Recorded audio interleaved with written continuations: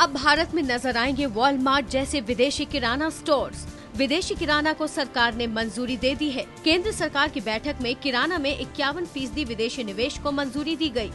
इस फैसले के बाद विदेशी कंपनियां किराना स्टोर खोल सकेंगी। भारतीय कंपनियों से साझेदारी में कारोबार करेंगी विदेशी कंपनियां।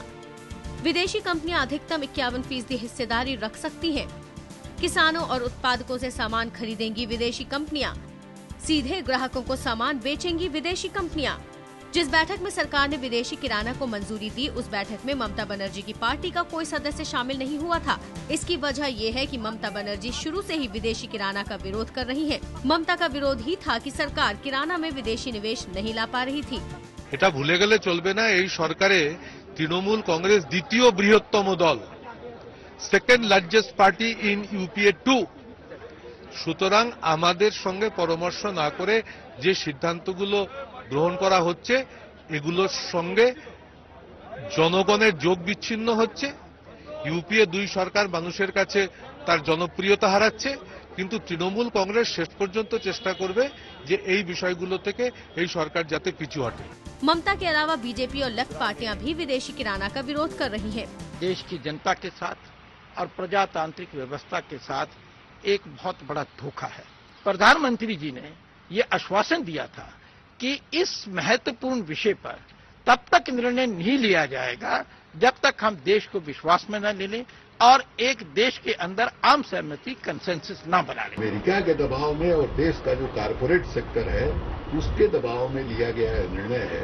इससे ना देश के अर्थव्यवस्था के लिए फायदा होगा, ना देश की जनता को कोई फायदा है।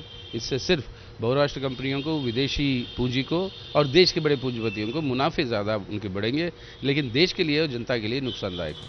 लेकिन तमाम विरोधों के बावजूद विदेशी किराना को सरकार ने हरी झंडी दे दी।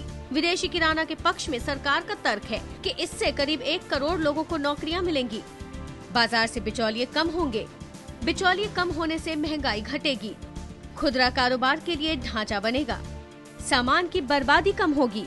हमारा ऐसा मानना है कि फॉरेन डायरेक्ट इन्वेस्टमेंट जब तक इस देश में नहीं आएगा, हमारी अर्थव्यवस्था मजबूत नहीं होगी। तो भारत को बहुत फायदा होगा, बहुत अच्छा होगा, क्योंकि रिटेल एफडीआई से बहुत लोगों को काम मिलेगा।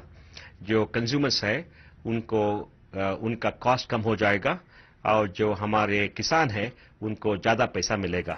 हालांकि विदेशी किराना का विरोध करने वालों के भी अपने तर्क हैं। विदेशी किराना का विरोध करने वालों का मानना है कि बड़े पैमाने पर लोग बेरोजगार हो जाएंगे। कंपनियां मनचाहे दामों पर सामान बेचेंगी। इंफ्रास्ट्रक्चर का खर्चा जनता से वसूलेंगी। कंपनियां व्यापार पर कब्जा कर लेंगी। कंपनियां किसानों को सही दाम नहीं देंगी। कुछ हजार लोगों को नौकरी मिलेगी और 5 करोड़ की संख्या में जो लोग, उनके परिवार इस खुदरा पर अपनी आजीविका चलाते हैं, उन लोगों को बहुत परेशानी होगी। इससे ये भी एक भ्रम पैदा करना कि इससे हमारा किसान का फायदा होगा, उसको ज्यादा दाम मिलेगा, ये भी एक पूरा का पूरा भ्रम है। पूरे दुनिया के अंदर जहां पर भी ये बड़े बड़े कंपनियां जहाँ पे आए, अगर वहां की परिस्थिति की विश्लेषण करके देखें तो कोई फायदा नहीं, नुकसान ही हुआ है। क्योंकि हमारे यहाँ के जो अपना मेहनत कश है, जाहिर है उसका नुकसान होगा, विदेशी कंपनियों का फायदा होगा।